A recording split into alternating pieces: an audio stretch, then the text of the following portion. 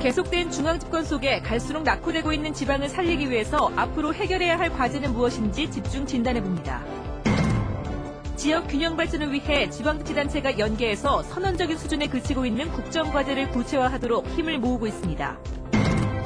학교 폭력에 견디다 못해 숨진 학생의 학교에서 실제로 학교 폭력이 있었던 사실이 드러났습니다. 자세한 속보 전해드립니다. 고등학교 3학년들을 대상으로 한 첫 모의고사가 오늘 치러졌습니다. 수험생들이 어떻게 활용해야 할지 분석해봅니다. 네, 여러분 안녕하십니까? 대구 경북 소식 전해드립니다. 중앙 집권에다 수도권 집중으로 황폐화된 지역을 살리기 위해 지역 균형 발전과 지방 분권이 필요하지만 이 번번이 벽에 부딪혀 제자리 걸음만 해왔습니다. 새 정부가 균형 발전과 지방 분권을 국정과제로 채택한 것을 계기로 이를 구체화시키기 위한 전국 지자체 간 또 의회 간의 연대 움직임이 일고 있는데요. 오늘은 지방 경쟁력 강화를 위한 이 같은 움직임과 과제를 집중 보도합니다. 먼저 박재형 기자가 지역 균형 발전을 위한 핵심 과제를 짚어봤습니다. 지방자치제도가 도입된 지 언 20여 년. 하지만 아직까지 반쪽짜리 지방자치에 그치고 있는 게 현실입니다. 지방 경쟁력 강화를 위해선 크게 세 가지 핵심 과제가 선행돼야 한다는데 전문가들의 의견이 모아지고 있습니다. 실질적인 자치권을 보장하고 쥐꼬리만한 예산의 허덕이는 각 지자체의 재정 자립도를 높여야 합니다. 수도권과 비수도권의 이분법적 사고의 틀을 깨고 소통체계도 구축할 필요가 있습니다. 구체적으로는 자치경찰제를 도입하는 것을 비롯해 특별행정기관인 47개 지방청, 94개 사무소와 출장소를 지자체가 넘겨받아야 합니다. 현행 8대2인 국세와 지방세 비율을 단기적으로 7대3, 장기적으로는 6대4로 개선하고 지방 교부세율도 현행 19%에서 21%로 높여야 지방 스스로 재원을 활용할 수 있습니다. 나아가 중앙과 지방 협력회의 설치와 지방분권 촉진위원회를 중앙행정기관으로 확대 개편해서 지역의 목소리를 낼 수 있는 창구를 만들어야 합니다. 지역균형 발전을 위한 이 같은 핵심 과제를 해결하려는 시도가 전국 지자체 간 또 의회 간의 연대 움직임으로 나타나고 있습니다. 계속해서 서성원 기자가 보도합니다. 지역 균형 발전을 위한 지자체 간 연대 움직임의 선두에 선 것은 경상북도입니다. 지자체를 대표해 지역 균형 발전 핵심 과제를 대통령에게 건의한 데 이어 정부 부처와도 구체적인 협의에 들어갔습니다. 국정과제에는 포함됐지만 선언적인 수준인 만큼 이를 구체화시키겠다는 겁니다. 오는 20일에는 전국 지자체 기획조정실장 회의를 열어 실무 논의에도 나섭니다. 시도지사 대표의 국무회의 참여와 중앙정부 지방 간 협력회의도 신설될 수 있도록 대정부 협의와 압박을 병행할 방침입니다. 실질적으로 시도지사 협의회장이 국무회의에 참석한다든지 이런 그래서 지방의 목소리를 국정의 파트너로서 지방이 등장되는 그래서 실질적으로 현장에 답이 있는 거거든요. 문제도 현장에 있고. 균형발전 협의체는 있었지만 이렇다 할 활동이 없었던 지방의회도 대구를 중심으로 다시 움직이기 시작했습니다. 전국을 돌며 연대를 촉구한 데 이어 오는 25일에는 대구에서 새 정부 밑그림을 그린 인사를 초청해 세미나도 갖고 앞으로의 행동 방안도 논의할 계획입니다. 전국 지방의원들이 모여서 이 균형발전 지방분권을 현 정부에서 조속히 정책으로 채택해 줄 것을 촉구하려고 합니다.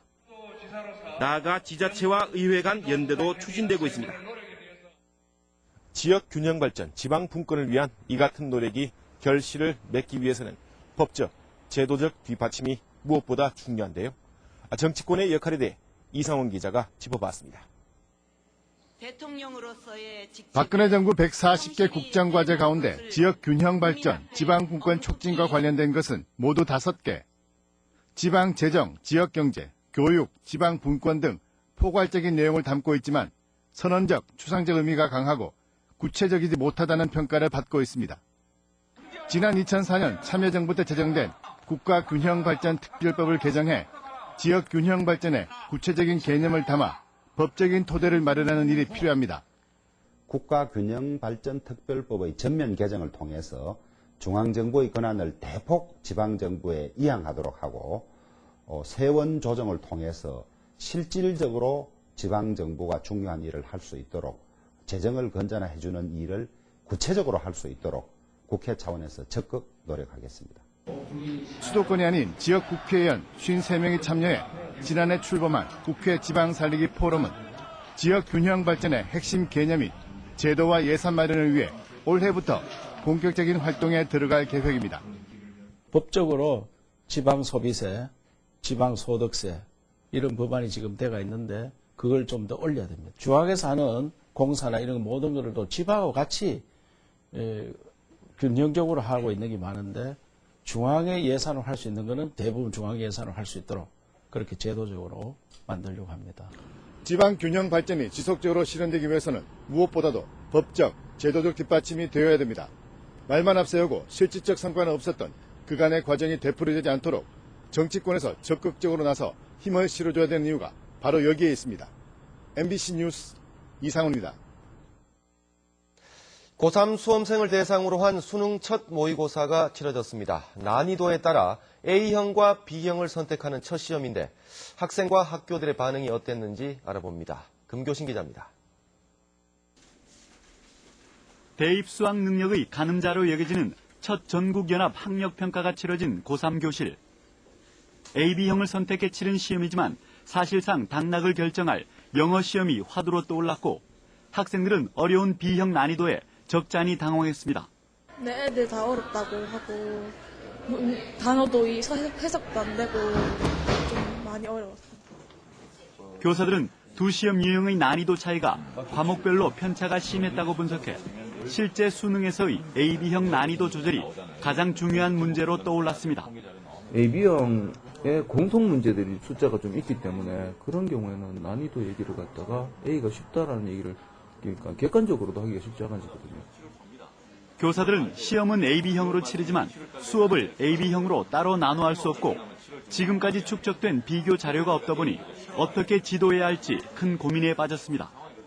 더욱이 수능 연계율이 70%가 넘는 EBS 교재가 AB형으로 다르게 출판돼 B형을 선택했다가 A형으로 바꿀 경우 학생들은 완전히 다른 교재로 새롭게 공부해야 돼 부담은 더 커졌습니다. EBS 책을 보지 않고 나중에 수능 시험을 쳤을 때는 상당히 불리하게 작용이 됩니다. 그래서 되도록 빠른 시간 내에 A형, B형을 선택을 해서 그 교재를 한번 보는 것이. 각급 학교는 B형을 선택한 학생들도 A형 문제지를 풀어보도록 하는 한편 이달 말에 시험 결과가 나오는 대로 차이점을 분석해서 학생별로 AB형 선택을 서두를 방침입니다. 오늘 첫 모의고사를 시작으로 사실상 올해 대학 입시의 막이 올랐습니다. 그러나 시험 선택 유형이 당락을 결정하는 선택형 수능제 도입으로 일선 학교 현장은 큰 혼란 속에 고민이 깊어지고 있습니다. MBC 뉴스 금교신입니다. 환율 하락에 따른 기업 지원 대책을 마련하기 위한 회의가 오늘 대구시청에서 열렸습니다.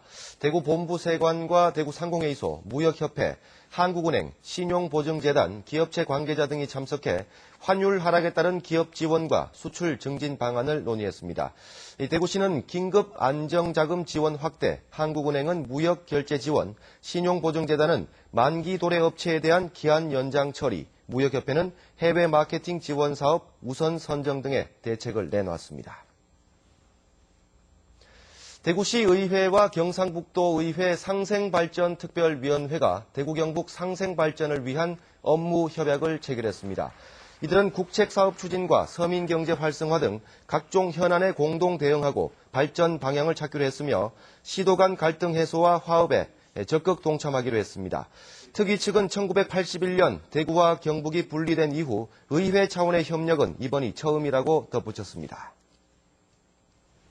경산에서 학교 폭력에 시달렸던 고등학생이 스스로 목숨을 끊었다는 안타까운 소식 어제 전해드렸는데요. 경찰 수사 결과 가해 학생들로부터 폭행을 당한 학생이 숨진 학생 말고도 3명이 더 있는 것으로 드러났습니다. 도성진 기자가 취재했습니다. 학교 폭력에 시달려왔다는 유서를 남기고 스스로 목숨을 끊은 15살 최모군. 최군이 남긴 유서를 근거로 수사에 들어간 경찰은 최군의 중학교 동기생 3명도 가해자로 지목된 학생들로부터 폭력을 당했다는 진술을 확보했습니다. 금품 갈취라든지 어떤 폭행 부분이 있었다고 진술을 했고 그런 부분에 목격을 했다고 진술을 했고 또 본인들도 그 가해 학생으로 지목되는 일명한테 폭행을 당한 사실이 있다고 어제 그래 진술을 저희가 어제 확보를 했습니다. 경찰은 숨진 최 군의 휴대전화와 컴퓨터 등을 분석하고 유족과 친구들을 상대로 조사한 뒤 유서에 지목된 가해자 5명을 차례로 불러 조사할 방침입니다. 최 군이 CCTV가 없는 장소에서 폭행을 당했다고 유서에서 밝힌 것처럼 학교에 설치된 CCTV에선 폭행 장면을 찾지 못했습니다. 최 군이 다녔던 중학교엔 모두 19대의 CCTV가 설치되어 있지만 사각지대가 많아 학교에서 일어나는 상황을 확인하기엔 부족한 것으로 나타났습니다. 예측이 가능할 수 있는 그런 일이 있을 수 있겠지만 이번은 우리가 예측하기 어려운 좀 의아합니다. 숨진 최 군의 장례식은 유족과 친구들의 오열 속에 오늘 오전 치러졌습니다. MBC 뉴스 조성진입니다. 한편 스스로 목숨을 끊은 최모 군은 중학교 때 실시한 심리검사에서 한때 관심군으로 분류됐지만 고등학교에는 이 결과가 전달되지 않은 것으로 드러났습니다. 경북교육청에 따르면 최 군은 지난해 실시한 정서행동 특성검사에서 관심군으로 분류됐다가 2차 정밀검사에서는 정상으로 나왔습니다. 교육청은 개인의 심리검사 자료를 상급 학교에 넘겨주라는 규정이 없는 데다 상담 일지도 다른 학교에 전달하는 것이 법으로 금지되어 있다고 밝혀 학교 간 학생 정보 교류가 사실상 차단돼 있는 것으로 드러났습니다.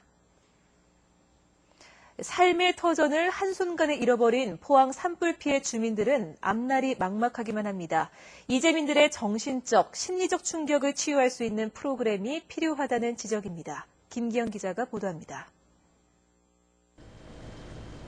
폐허가 된 집에서 타담한 사진첩을 찾아낸 한 이재민은 긴 한식과 함께 털썩 주저앉고 맙니다.